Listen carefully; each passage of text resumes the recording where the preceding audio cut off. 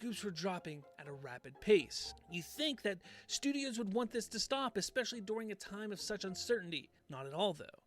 Anything to keep the audience's attention on their product with little to no money spent on them. Hell, I wouldn't be surprised if many of the false scoops were planted by the studios simply to keep talk alive. Looking at you, Warner Brothers and Grace Randolph. While things were really heating up and fans believed they were eating good, there were some eagle-eyed enthusiasts who began to realize something wasn't right.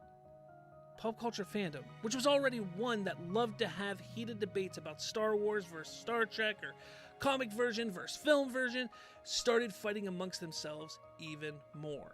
Things were getting dicey. Fans were no longer talking about which franchise they liked better or version of the characters they preferred.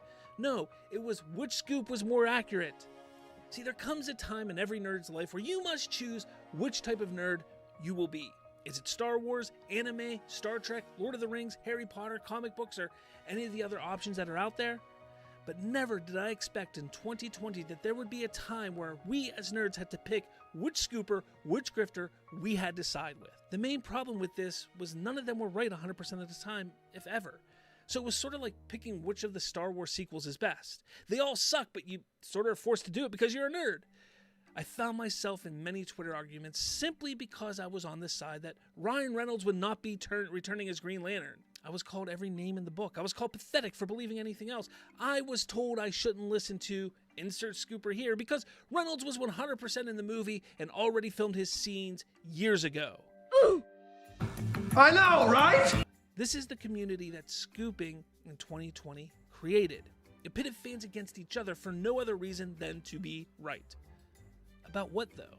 Superhero films and cape shit? Don't get me wrong, some people hate to be spoiled by leaks and would rather see big reveals when the studio wants the fans to see them. But that really isn't the main issue with all this. There is a much larger problem that has grown out of control, and even more so because of this particular war that started in the spring of 2020. False and made-up information for clout. You see, the game is a dangerous and finicky one.